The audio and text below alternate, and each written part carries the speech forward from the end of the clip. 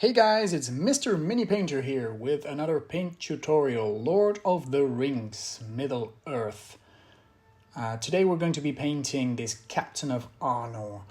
This one has been lying in my closet for several years and I've been, postponing it for some reason. But with the upcoming new expansions, new models of Games Workshop, Lord of the Rings, the Arnor expansions, I think it's time to finally start doing it.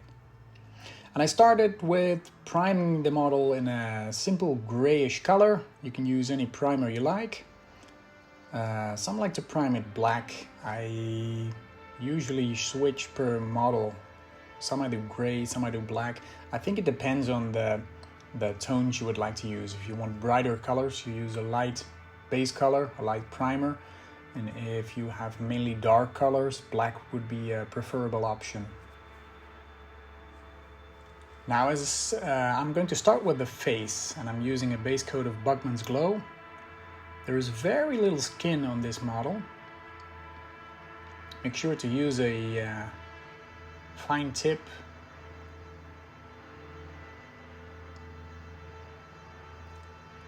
As a highlight, I mixed Cadian flesh tone into the Bugman's Glow, and I find this works best with a wet palette. The next highlight is pure Cadian flesh tone. You only use it on the raised areas, so the cheekbones, the nose, maybe the eyebrows.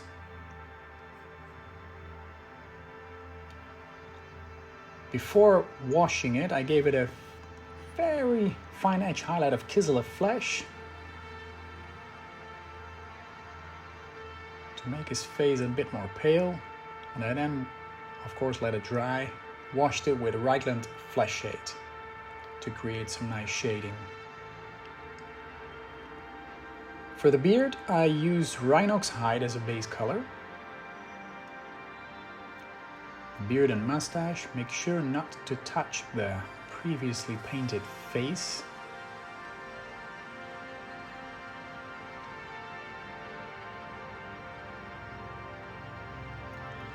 While we let the beard dry, I used palette witch flesh to dot the eyes. This is always a tricky part, but when you succeed, the result is oh so nice. And next you paint in the pupils with Abaddon black.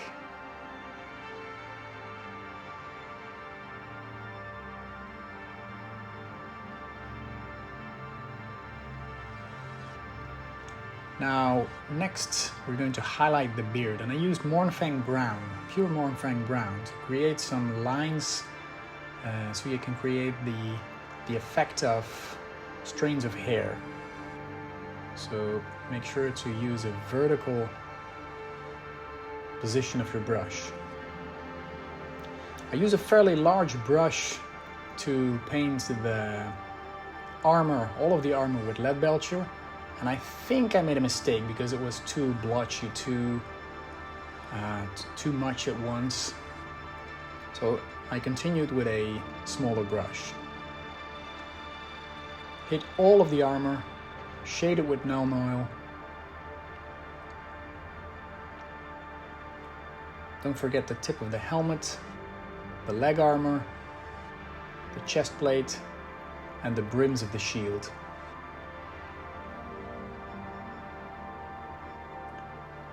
Then, for the green, the cloak and all of his clothing, I used Caliban green as a base color.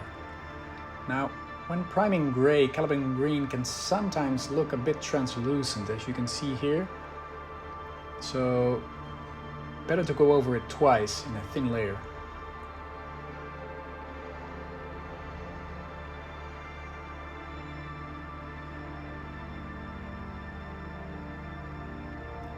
Don't forget the shield.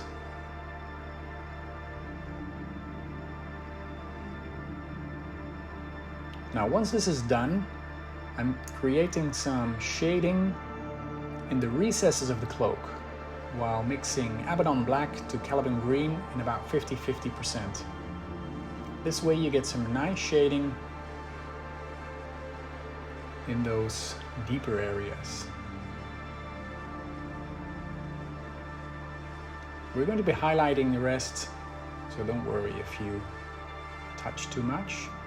And for the first highlight stage, we use the base color Caliban Green with Warpstone Glow as a first very careful highlight.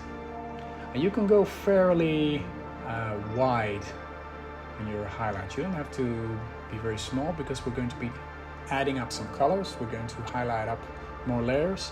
So this first, you want to touch most of the sides of the cloak, as you see here,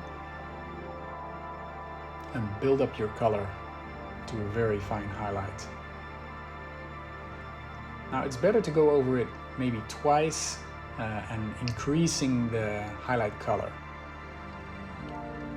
Once you're done, you use Warpstone Glow in a pure form to touch the edges. And you can see a very nice result already.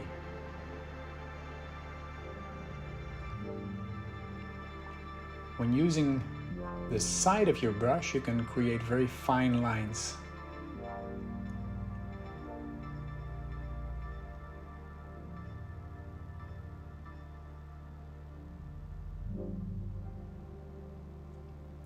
Now for a final highlight, I'm using Mood Green, and make sure to touch only the areas where the light would hit the cloak the most.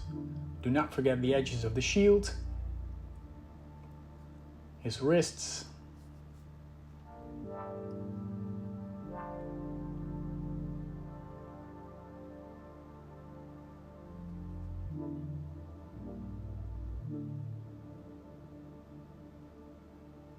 and again use the side of your brush, not only the tip, because it might be very difficult to control. And with the side of the brush it's quite easy to just touch those areas that you want.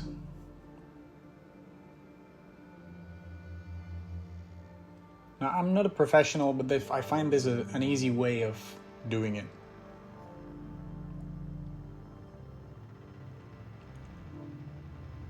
Now the armor, the metal areas, we're going to be highlighting with Runefang Steel, just to add some extra details to the armor. Highlight the edges, the raised areas, the front of the leg armor.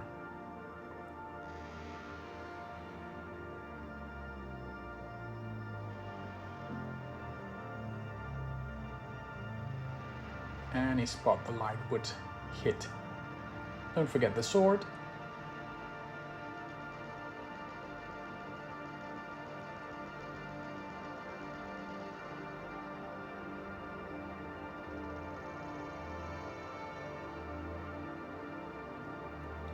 Now all the browns, we're going to give a base coat of dried bark, which are the boots, the gloves, and the sword scabbard and the belt.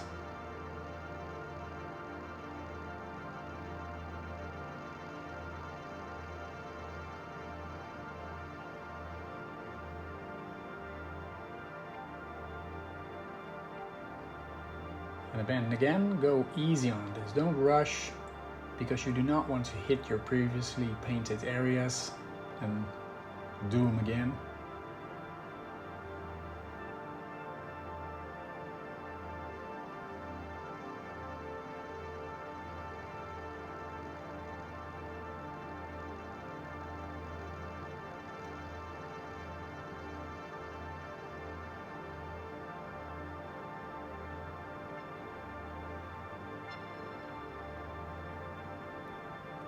Now once you're done, we're going to be highlighting this with Gorthor Brown. This can be quite tricky because the belt is very, very thin. So here you would want to use the tip of your brush.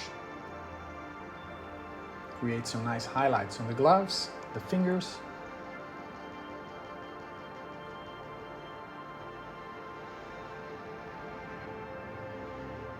If you want, you can shade the leathers afterwards to create a bit more leathery effect if you like. I usually use some Seraphim Sepia or maybe a Rhineland flash shade to create a nice mixture of the browns. Now the feather, I gave a base coat of grey cere, because the feather is not really white. We're going to be highlighting it with white afterwards. And I also used the grey cere on the decoration of the shield. This can be quite tricky because it's very, very small, so make sure you use the tip of your brush.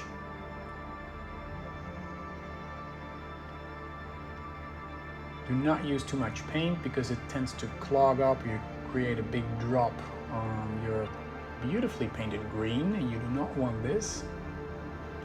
And for the middle, I also used the side of the brush to leave the greens in the pattern green.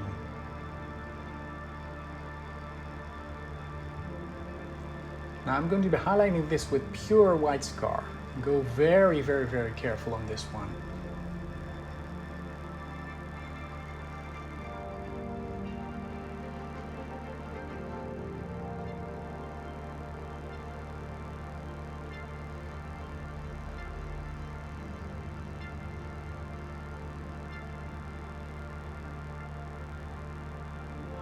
Now the feather I'm going to be washing with Apothecary White, which is a contrast paint and creates nice instant shading.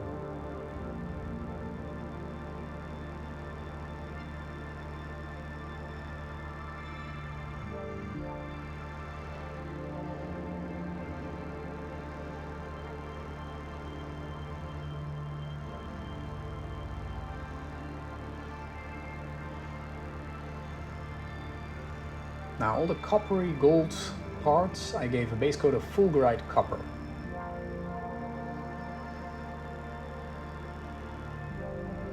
So that's the pin on the cloak.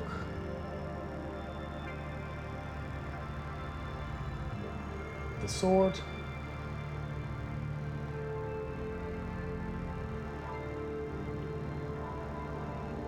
And there is also some decoration on the scabbard of the sword.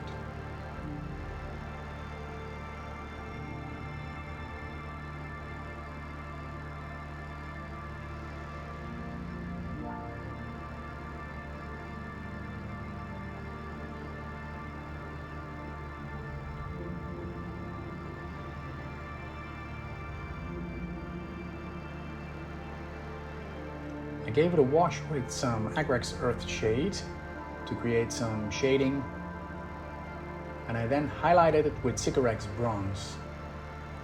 I forgot the film, sorry guys.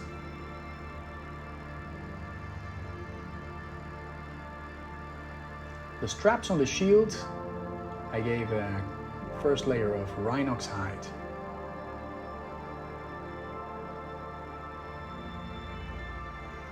The strap goes over his arm.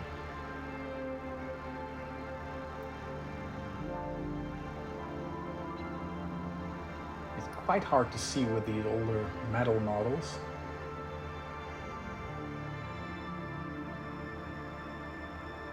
And still, I think it looks pretty good. I then highlighted the sides of this with Mournfang Brown. Again, this is quite tricky if you're not that experienced. You might end up touching too much of the previously painted layer, but when you succeed, it looks beautiful. And there you go. Now the headband, it contains two colors. It's like a cloth rolled into a band, and it's quite hard to see which is which. The first layer I used Lorraine Forest, and the other one I gave a base coat of All Green Camo, which is more of a yellowish green. I like to stick to the greens, and you can see here that it has a nice, it turns around each other. It's quite difficult to see which is which, but you'll figure it out. Now for highlighting the Lorraine Forest, I added some palette witch flesh, about 50-50, and very carefully touch the edges where the light with it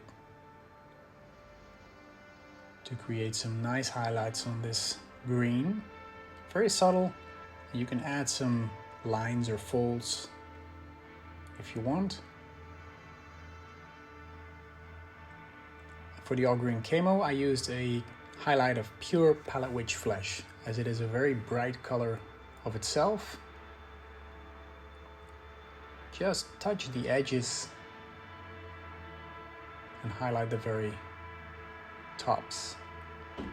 Now the last part, and I almost forgot it, was the pants. And I used storm vermin fur and Abaddon black in about 50-50% ratio and painted the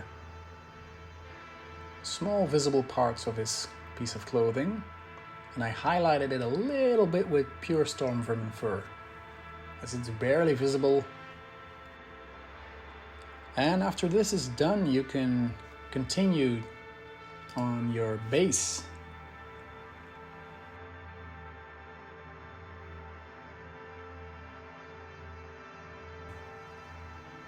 And here we have the finished Captain of Arnor in all his glory, ready to lead his warriors of Arnor, coming in the next expansions by Games Workshop. Thank you so much for watching, and I hope to see you in one of my next videos.